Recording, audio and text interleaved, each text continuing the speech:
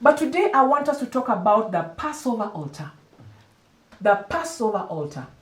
So after the 9 plagues in Egypt, the Lord brought the final plague, which was the death of the firstborns. Because many times, 9 times, Moses kept going to Pharaoh, let my people go, that they may go and worship me. And each time, because God had hardened the heart of Pharaoh, so that he could show himself mighty amongst the Egyptians and the Israelites. But the last plague, God told Moses, go and see Pharaoh, and this is the last time. And even when Moses was leaving, he said, this is the last time you'll see my face. And indeed, it was the last time that Pharaoh saw Moses' face. So God told Moses to ask every Israelite family to raise an altar in their homes by sacrificing a lamb. He wanted each family to raise an altar that night in their homes by sacrificing a lamb. And he told them what kind of lamb it should be. For 14 days, fatten it, and eventually you're going to kill it. So in Exodus chapter 12 and verse 7, it says, this is God talking to Moses. Then they are to take some of the blood and put it on the sides and the tops of the door frames of the houses where they eat the lamb. Now, the interesting thing is that if you're an artist and you have a brush and you're putting blood on the side posts and then the top, you will go like this, you will go like this, you will go like this, and then you'll come down, isn't it? And that shows the cross. The cross of Jesus Christ. Now, God is sovereign. God can do what he wants, how he wants, when he wants. So why did he not just decide to send the angel of death and just give the angel of death, instructions? Just kill the firstborns of the Egyptians, okay? Why did he just do that? And the angel would have done that. The angel would have known, I'm not to kill the firstborn of the Israelites. In any case, they were in Goshen. All the angel needed to do was just not go to Goshen. Okay? But God tells them, make sure that everybody kills a lamb, which is raising an altar. Of course, they don't know that they're raising an altar. They don't know that they're raising an altar. But we see a spiritual law that God abides by. We see a spiritual law that God abides by. God, there is no one greater than him. So many times when God wanted to swear, we are told he swore by his name, his own name, because there was no one greater than him, isn't it? But God limits himself to the spiritual laws that he himself has set in place. And one of God's spiritual laws concerns the offering made at an altar. An offering made at an altar. In Leviticus chapter 1, I'm going to read verses 1 and 2. Because here we see God telling Moses exactly what he expects at an altar. Exactly the kind of sacrifice that he expects at an altar. So it says, the Lord called Moses and spoke to him from the tent of meeting. And the tent of meeting is where God always met with Moses. So he said, speak to the Israelites and say to them, when any of you brings an offering to the Lord, bring as your offering an animal from either the herd or the flock. So you can't decide, they couldn't decide this day we went hunting and we found deer. So we are going to sacrifice the deer to the Lord, or an antelope. No.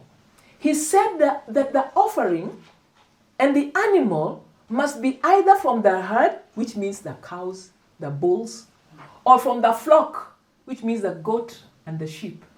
He was very, very clear.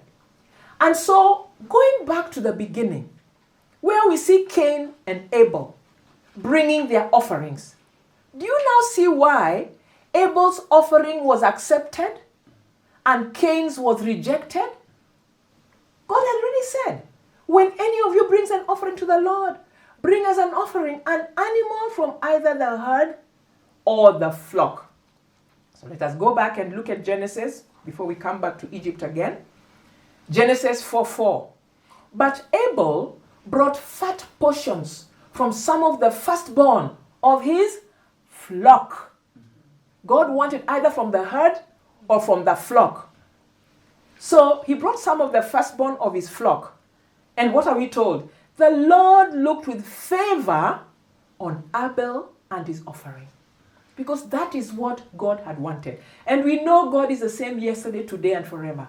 So he must have already told Adam how to bring offerings. Otherwise, how did Abel even know to bring something from the flock? Abel obeyed. He obeyed God's spiritual law. Now, Cain brought fruits and vegetables. Okay? There is nothing wrong with fruits and vegetables. People who are health conscious will tell you that that is very good for you.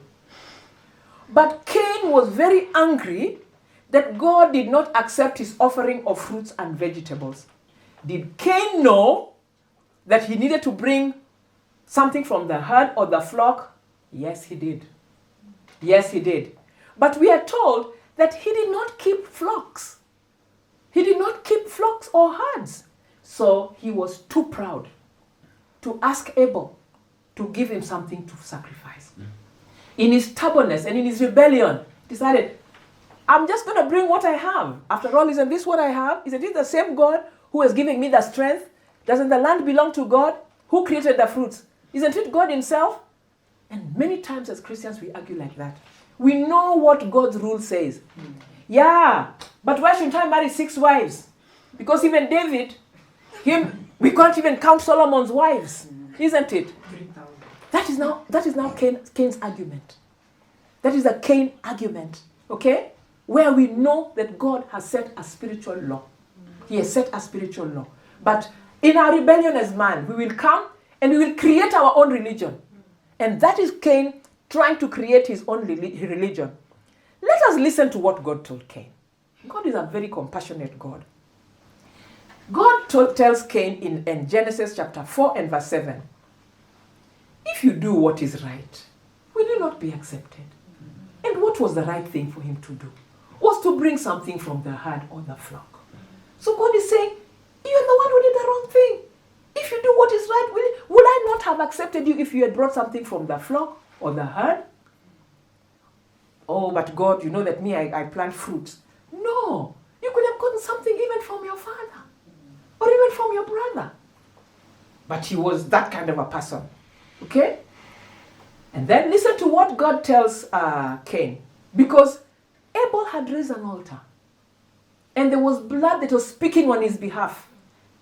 And remember last week we talked about when Noah came out of the ark and he raised an altar and it was a sweet smelling savor to God. It was sweet smelling. So even for Abel, God smelled that sweet smell of that aroma and he followed it with favor on Abel. Now, if you do not do what is right, which means if you do not raise an altar, he says what?